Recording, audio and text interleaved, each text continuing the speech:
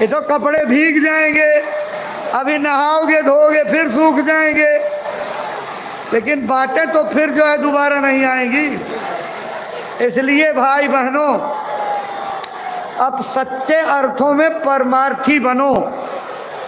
गुरु महाराज की दया और कृपा लेने के काबिल बनने के लिए अपने को सत्संगी के ढांचे में ढालने की जरूरत है। सत्संगी के लक्षण क्या हैं? वो कभी किसी की कमी नहीं देखता है, अपने दुर्गुणों पर नजर रखता है, किसी की कोई निंदा आलोचना नहीं करता, कभी किसी की चुगली इधर से उधर नहीं करता, झूठ नहीं बोलता।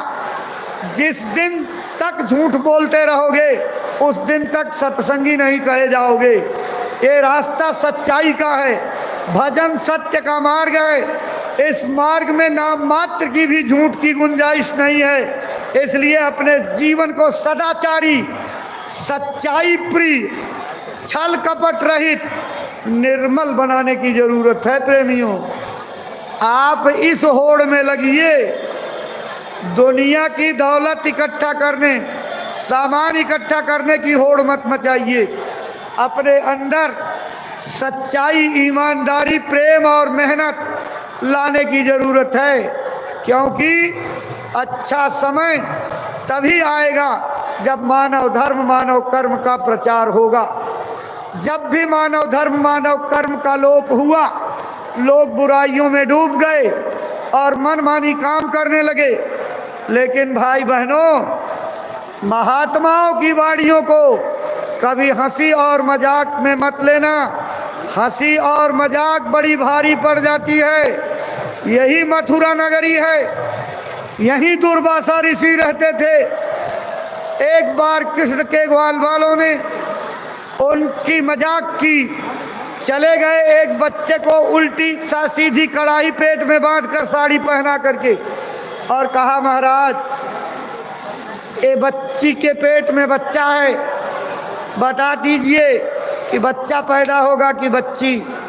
उन्होंने आंखें बंद कर ली, सारा माजरा समझ में आया और अपने भोलेपन से कह दिया, बच्चा इसके अंदर जो पैदा होगा, न बच्चा पैदा होगा न बच्ची, लेकिन जो पैदा होगा उससे तुम्हारी सारी वंश नाश हो जाएगी।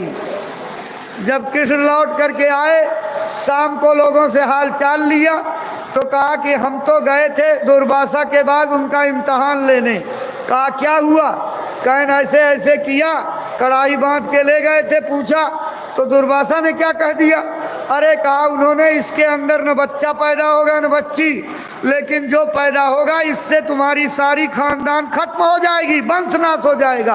कृष्ण ने मूड पकड़ करके और अफसोस करना शुरू कर दिया। कहा तुम लोगों ने बड़ी मुसीबत मोल ली, तुम सब तो जाओगे ही, मैं भी तेरे खानदान में इसी से मैं भी जाऊंगा। चलो उपाय किया जाता है। तो कढ़ाई तोड़ तोड़ करके 56 करोड़ यदुवंशी परिवारों में बांटी गई और सब लोग घिस घिस करके पाउडर किए और सारा पाउडर ले जा करके द्वारिकापुरी के प्रभास क्षेत्र में समुद्र में डाल दिया गया। एक आलसी ने लोहे का टुकड़ा वैसे रख दिया। जब वो समुद्र में पाउडर गया, एक मछली ने उस लोहे को कीड़ा समझ करके निगल लिया और वो मछली पकड़ करके मछुआरा ले गया और उसमें लोहा निकला। पक्का लोहा लोहार को बेच दिया। लोहार ने पीट करके तीर बना दिया, जहर में बुझाया हुआ। वो तीर बहेलिए के पास पहुंच गया और जब कृष्ण का काम खत्म हुआ तो कृष्ण ने ऊपर आवाज दी, मेरा काम पूरा, आदेश पालन कर चुका, अब मैं लौट आऊं। ऊपर से आकाशवाणी हुई, अभी दुर्वासा का श्राप जो है बाकी रह गया, उसको पूरा करके तब आइए। तो उन्होंने कहा क्या करूं? कहन कि जाओ प्रभास क्षेत्र में वहाँ कुंभ लगाओ और सारे मथुरा के लोगों को जन बच्चा समेत वहाँ बुलाओ और कह दो जो नहीं आएगा उसको भारी नुकसान होगा, इससे बड़ा पुण्य कोई नहीं मिलेगा। सब लोग बैलगाड़ी से पैदल जैसे बना मथुरा से द्वारिका पहुँचे और वो शराब पीते थे, आपस में मारपीट होने लगी, बतंगड़ झगड़ा हुआ। तो उसी पाउडर की बड़ी बड़ी घासें कटीलीदार निकली थी और जब उसको जिससे तोड़ करके मारा, खून की नदी बह गई।